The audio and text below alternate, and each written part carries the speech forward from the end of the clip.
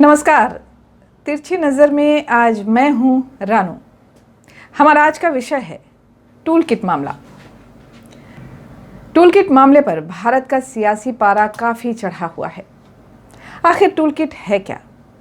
आइए इसे कुछ सरल भाषा में समझने की कोशिश करते हैं। टूल किट एक ऐसा डिजिटल हथियार है जिसका इस्तेमाल सोशल मीडिया पर किसी आंदोलन को प्रचलित करने और ज़्यादा से ज़्यादा लोगों को उसमें जोड़ने के लिए किया जाता है। टूल किट में आंदोलन से जुड़ी तमाम रणनीति होती है और लोगों के लिए वो गाइडलाइंस होती है जिससे आंदोलन आगे बढ़े। इसमें किसी काम को करने का सुझाव भी दिया जाता है। थोड़ा और विस्तृत में समझें तो अगर किसी बिजनेस हेड ने टूल किट तैयार किया है तो उसमें वो अपनी टीम के सदस्यों को किसी काम को पूरा करने का तरीका बताता है। इसमें उन रिसोर्सेज का जिक्र होता है जो उसे पूरा करने में सहायक होता है। आजकल इसका इस्तेमाल सोशल मीडिया में बहुत ज़्यादा हो रहा है। इसका फ़ायदा ये है कि टूल किट से सिर्फ प्लानिंग ही नहीं, किसी प्रोजेक्ट में तालमेल में भी मदद मिलती है। इसी तरह से किसी आंदोलन में ऑनलाइन और ऑफलाइन माध्यम से आंदोलन के समर्थकों को जुटाया जा सकता है। इस प्रकार हम समझते हैं कि टूल किट एक प्रकार का डिजिटल दस्तावेज होता है जिसमें अपने आंदोलन या अभियान को आगे बढ़ाने के लिए बिंदुवार मुद्दे होते हैं। आंदोलन या अभियान को तेज गति देने के उद्देश्य से कई मुद्दों पर विरोधियों को घेरने के लिए रणनीति बनाकर प्रचार प्रसार किया जाता है। हाल ही में किसान आंदोलन के दौरान भी एक टूल किट सामने आया था जिसकी काफी चर्चा भी हुई थी। मामला क्यों गरमाया? बीजेपी ने 18 मई को कांग्रेस पर कोरोना महामारी के दौरान देशवासियों में भ्रम फैलाने और प्रधानमंत्री नरेंद्र मोदी की छवि को धूमिल करने का आरोप लगाया था। पार्टी ने कहा था कि इस संकट काल में विपक्षी दल की गिद्धों की राजनीति उजागर हुई है। एक टूल किट का हवाला देते हुए संबित पात्रा ने आरोप लगाया था कि कोरोना के समय जब पूरा देश महामारी से लड़ रहा है तो कांग्रेस ने अपने राजनीतिक स्वार्थ के लिए भारत को पूरे विश्व में अपमानित और बदनाम करने की कोशिश की है।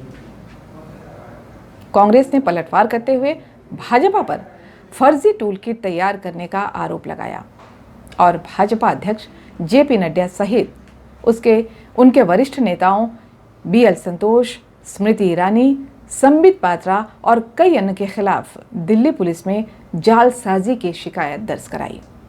आज इस फर्जीवाड़े के खिलाफ हमारे प्रोफेसर राजीव गौड़ा और रोहन गुप्ता जी की तरफ से अमन पवार जी आपको बताएंगे, एक एफआईआर दर्ज की है।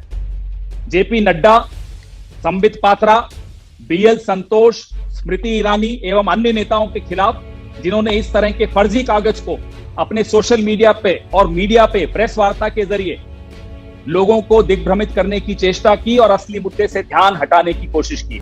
जब दिल्ली पुलिस ने कोई कार्रवाई नहीं की तो संबित पात्रा समेत रमन सिंह के खिलाफ छत्तीसगढ़ की राजधानी रायपुर में एफआईआर दर्ज की गई। एफआईआर के बाद रमन सिंह, संबित पात्रा सहित अन्यों के खिलाफ केस दर्ज हुआ। उसके बाद भाजपा ने पार्टी के राष्ट्रीय नेतृत्व के आह्वान पर छत्तीसगढ़ के सभी थानों के सामने प्रदर्शन किया और गिरफ्तारियां दी। तो इस तरह टूल किट पर आरोप प्रत्यारोप का खेल चल पड़ा जिसमें बीजेपी और कांग्रेस आमने सामने की लड़ाई लड़ रहे हैं। कुछ समय पहले किसान आंदोलन के दौरान भी एक टूल किट बनाया गया था। बाद में सेंट्रल विस्टा और कोविड-19 पर टूल किट बनाया गया। कोविड-19 के टूल किट पर आज विवाद है। भाजपा का कहना है कि इसे कांग्रेस ने मोदी जी को बदनाम करने के लिए बनाया है। भाजपा के संबित पात्रा ने आरोप लगाया कि इस टूल किट के जरिए कांग्रेस पार्टी ने अपने वॉलंटियर्स और कार्यकर्ताओं को कहा कि मोदी सरकार को बदनाम करने के लिए उन्हें धर्म विशेष को टारगेट करते हुए सुपर स्प्रेडर, कुंभ और वायरस के म्यूटेंट स्ट्रेन के लिए मोदी स्ट्रेन जैसे शब्दों का इस्तेमाल सोशल मीडिया पर करें, लेकिन ईद को हैप्पी सोशल गैदरिंग की तरह पेश किया जाए। ऐसे में छत्तीसगढ़ प्रदेश कांग्रेस के प्रवक्ता आलोक दुबे ने हमें बताया, टूल किट किसी भी संस्थान का वो दस्तावेज होता है जिसमें उसके भविष्य के प्रस्तावित कार्यक्रम और उसके संपादन के तरीके को समाहित किया जाता है। भारतीय जनता पार्टी के वरिष्ठ नेताओं द्वारा विगत दिनों अखिल भारतीय कांग्रेस कमेटी के रिसर्च सेल के लेटर हेड का दुरुपयोग कर जिस प्रकार कोविड-19 के मुद्दे को लेकर ट्विटर पर और अन्य सोशल मीडिया पर जो फेक न्यूज़ प्रसारित की गई, उसकी वास्तविकता आज पूरे देश के समक्ष आ चुकी है। ट्विटर, BBC न्यूज़ ने अपने स्वतंत्र अकाउंट में ये क्लियर किया है कि ये मैनिपुलेटेड मीडिया की श्रेणी में आती है। इसके पश्चात इससे फ़ायदे या नुकसान की बात रही तो ऐसे संक्रमण काल के समय जब पूरा देश कोविड की महामारी से जूझ रहा है, उस समय भारतीय जनता पार्टी के राष्ट्रीय स्तर के नेताओं के द्वारा और खासकर हमारे प्रदेश के पूर्व मुख्यमंत्री रमन सिंह, जो कि भारतीय जनता पार्टी के राष्ट्रीय उपाध्यक्ष भी हैं, उनको ट्विटर पर ऐसा कंटेंट पोस्ट करने से पहले अपने विगत 15 साल के कार्यकालों का एक मूल्यांकन भी करना चाहिए था, जो कि नसबंदी कांड, आगफुड़वा कांड, झलिया मादी, सारकेगुड़ा, मीना खलको और झीरम कांड से जुड़ा हुआ है। तो हम इसकी पुरजोर निंदा करते हैं। इसी प्रकार भाजपा के प्रदेश प्रवक्ता केदार कश्यप ने बताया कि टूल किट क्या है। सत्ता से दूर होने के बाद कांग्रेस पार्टी लगातार ऐसी कोशिशें करती है जिसके माध्यम से वो पूरे देश को, पूरे दुनिया के पटल पे बदनाम कर सके।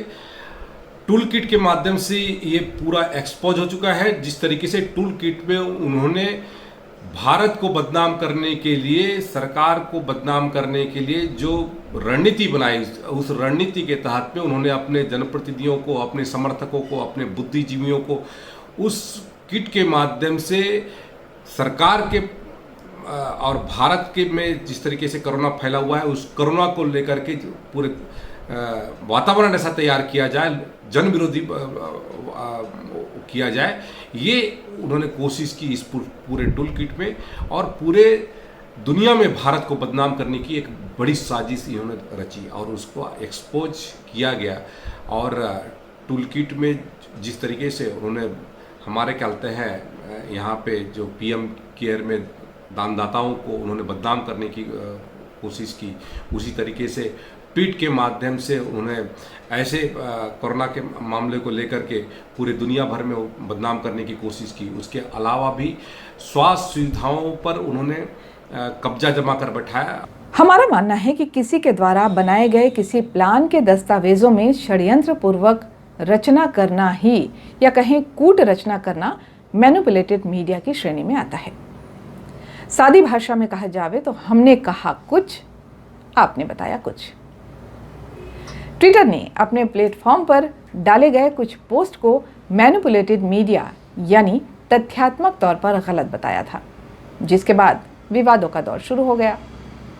कोविड टूल किट को लेकर भाजपा के प्रवक्ता संबित पात्रा और अन्य नेताओं के ट्वीट भी शामिल थे।